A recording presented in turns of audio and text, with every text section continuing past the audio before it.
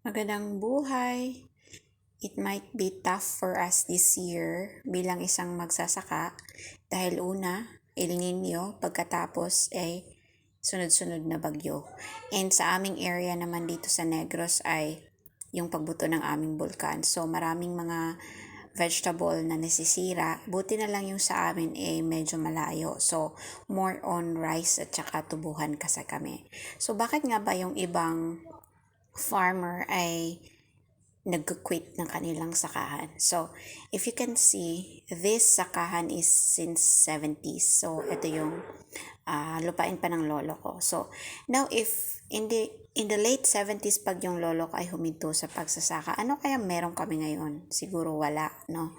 So, ngayon, kung halimbawa tayong magsasaka now because of some reasons na sometimes yung capital natin hindi na bumalik, yung climate din natin hindi natin maiintindihan, minsan yung sobrang init, yung ulan, hindi natin maintindihan, lalo na pag wala tayong tubig.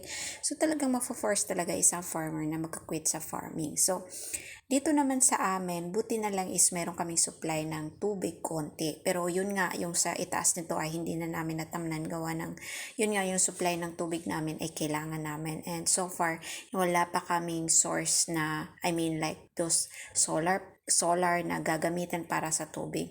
So in this area naman, ito is last year to. So far, wala siyang problema last year gawa ng tuloy-tuloy naman yung tubig. Wala naman kaming El Nino, wala naman tayong El Nino last year. Ngayong taon lang talaga. So, some may quit farming because sometimes nalugi kasi nga hindi na maibalik sa mahal na ng inputs. Tapos, syempre, magbabayad ka pa sa labor. Hindi mo naman pwedeng trabahuin na ikaw lang. O, 'di ba?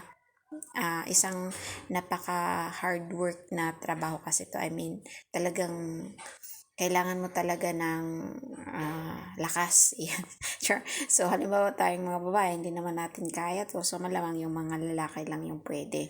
So, yun nga, bilang isang magsasaka, kung halimbawa wala na tayong kapital, at saka yung klima din ay hindi maganda, so malamang quit talaga sila. Pero for me, syempre doon sa nakagisnan ko na yung lolo ko nung 70s pa niya itong ginawa, hindi siya nag-quit. Hindi rin siya nagre-reklamo.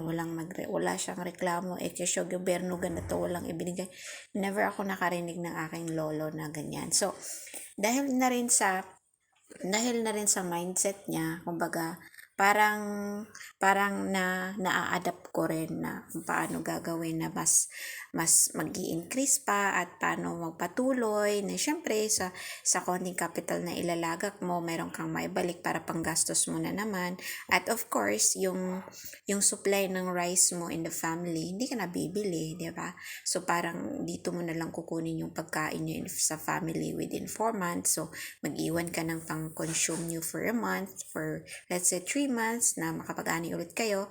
So instead of buying, hindi ka na bibili. So ngayon kung i-give up natin yung area natin sa paligid natin, so meaning bibili ka ng rice doon sa market, which is normally kung yung supply naman sa market natin, kung walang local, nag-i-import talaga yung gobyerno natin. So meaning to say na kung bibili tayo, kung wala tayong sakahan, dagdag na tayo sa overhead ng gobyerno na kailangang supplyan ng rice. So for me, I think quitting in farming is not necessary unless maybe talaga by tawag ng panahon na wala ka na or wala na talagang tubig, wala ka nang mapagkunan, wala kang tao, siguro that's the time that maybe pag sa akin lang ay mag-quit. Pero kung kaya mo naman hanapan ng paraan, kung kaya mo naman gawa ng diskarte kung paano natin ma-produce ng sarili nating palay, why not, diba?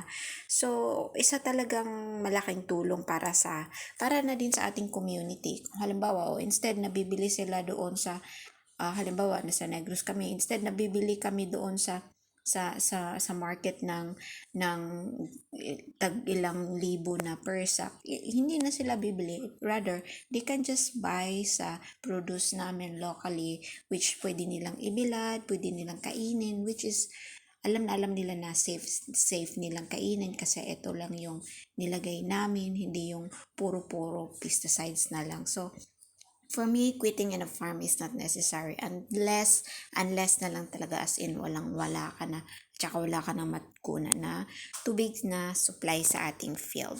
So ikaw ba, ano ba yung rason mo kung halimbawa yung field mo ngayon or yung farm mo ngayon ay nagka-quit ka na? Ano yung rason mo kung bakit huminto ka na? Kasi maybe napagdaanan mo na yung mga pagsubok na yan, tapos sa feeling mo, ano yung mga challenges mo na na-encounter mo ngayon sa inyong farm today na the reason why you give up in farming. You can share in the comment section below. Thank you. Bye-bye.